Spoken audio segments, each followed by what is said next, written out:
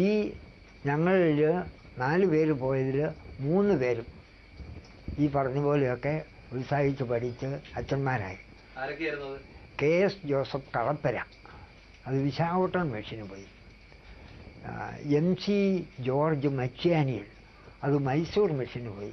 പിന്നെ ഒരു ജോസഫ് മുത്തോലി, അത് നെല്ലൂർ മെഷീന് പോയി. അവരെല്ലാവരും ഇപ്പോഴും ജീവിച്ചിരിപ്പുണ്ടോ? അവർ മരിച്ചുപോയി. അതിൽ ഉപദേശിച്ചതിൽ മെഷീന് പോകാത്തത് ഞാൻ മാത്രമേ ഉള്ളൂ. ഇതാ ഞാൻ അതിന് പകരം അച്ഛനായില്ല, അപ്പനായി. 7 പിള്ളേരുടെ അപ്പൻ. ഇനി എന്തൊക്കെ ഓർമ്മകളാണ് അൽഫോൻസാമ്മയെ കുറിച്ച് കുഞ്ഞേട്ടനുള്ളത്? ഞാൻ പാവർട്ടിയിലാണ് പഠിച്ചത്. അവധിക്ക് വരുമ്പോഴും പോകുമ്പോഴും എല്ലാം എൻ്റെ ഒരു പെങ്ങള് സിസ്റ്റർ റീത്ത എന്ന് പറയും.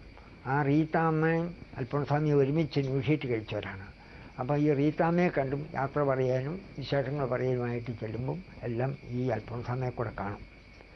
അങ്ങനെ കാണുന്ന അവസരത്തിൽ ഈ റീത്താമ്മയ്ക്ക് ഒരിക്കൽ പനി വന്ന് ക്ഷീണിച്ച് ഇരിക്കുക.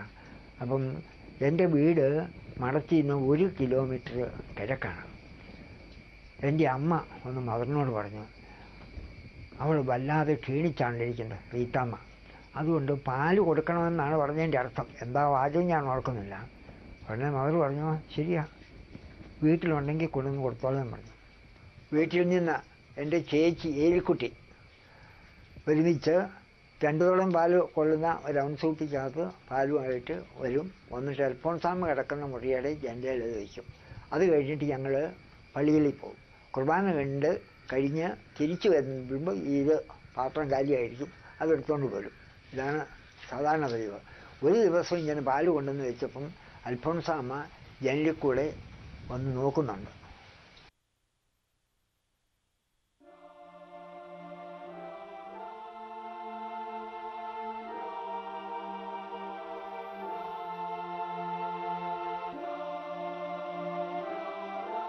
അൽഫോൻസാമ്മേ, എന്താ നോക്കുന്ന? ഇവിടെ നിന്ന് ചാപ്പലിലെ കുർബാന കാണാൻ പറ്റുമെന്ന് നോക്കുക. എനിക്കാണെങ്കിൽ തീരെ സുഖമില്ല. കട്ടിലേന്ന് എഴുന്നേറ്റ് പോകരുതെന്നാ മദർ പറഞ്ഞിരിക്കുന്നത്. ഇവിടെ നിന്ന വാതില് മാത്രല്ലേ കാണൂ. കുർബാനയ്ക്ക് സമയമായി, ഞാൻ പോവാ.